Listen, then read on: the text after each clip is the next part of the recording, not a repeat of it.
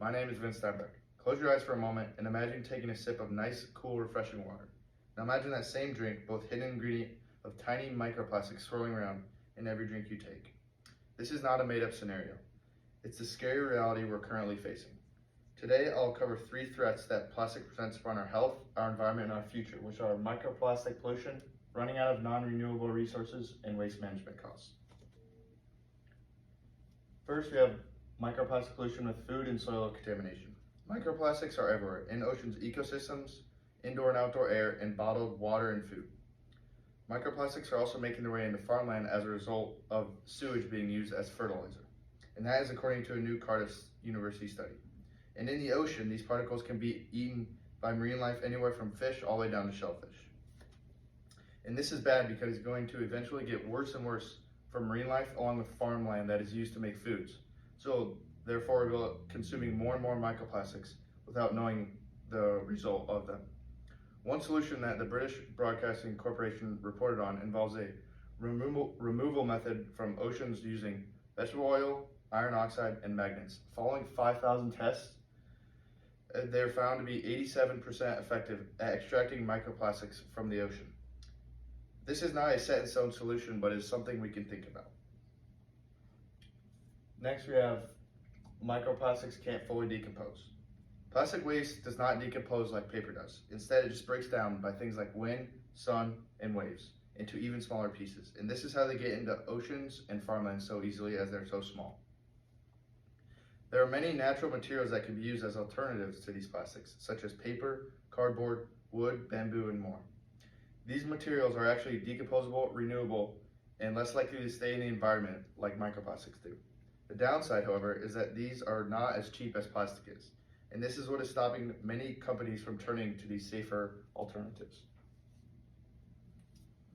According to Time.com, around the world, 71% of people think single-use plastics should be banned, from a 2019 survey done by Ipsos. And this proves that people want change, but the big companies are the ones that will not do it.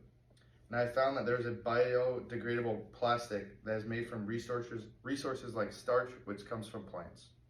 That could be one alternative we use that isn't paper related. And I say that because the more alternatives we have from plastic, the better, as we will get away from plastic. According to 5C.com, they explain how one day we won't be able to make plastics and power our world with them. Right now, the global supply of crude oil is only expected to last us through 2050. So we might as well start transitioning before our countries become a problematic mess because of not knowing what to do without the plastic we use every day. Next, we have running out of non-renewable resources and getting more people to recycle.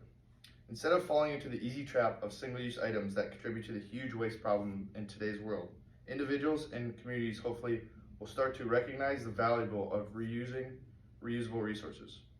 With recognizing comes doing, and that's one thing we can do to help if companies don't go away from plastic. With research, I found that the biggest barrier to recycling is that there's not enough programmers and services for it. And people also don't trust the services to recycle safely, as they feel when it gets recycled, it's not going to be as healthy for them. Next is waste management costs and collecting and transporting, how it affects CO2 emissions.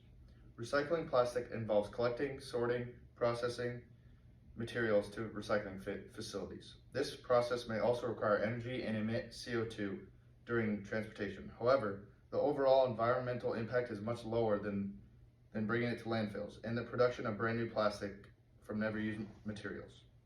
However, recycling conserves resources, reduces energy consumption, and eases the amount of pollution related to plastic.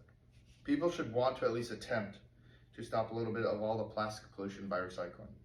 Because having a waste management service is just as easy as having a recycling service, as you just throw it in a different bin. Next is healthcare costs due to plastic contamination. With all this microplastic pollution, like I said, it is getting in our body without us knowing very, very often.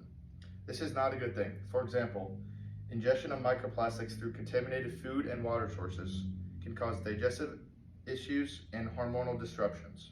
Additionally, inhalation of microplastics in the air may lead to respiratory issues, and these health problems can result in increased healthcare usage and costs.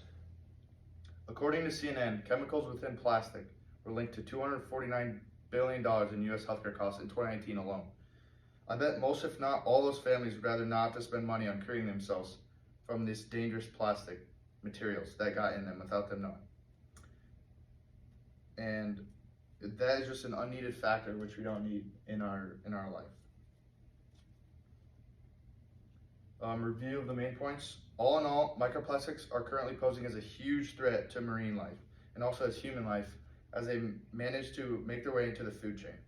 This is an example of why we need to find a safer alternative for plastic and find a different material or materials and start using as little plastic as possible. Resources for plastic are also being used daily as plastic relies heavily on non-renewable resources such as fossil fuels, as well as the more plastic we use without recycling, the quicker it comes to extinction. So if we're going to use this, we might as well keep reusing it as long as we can.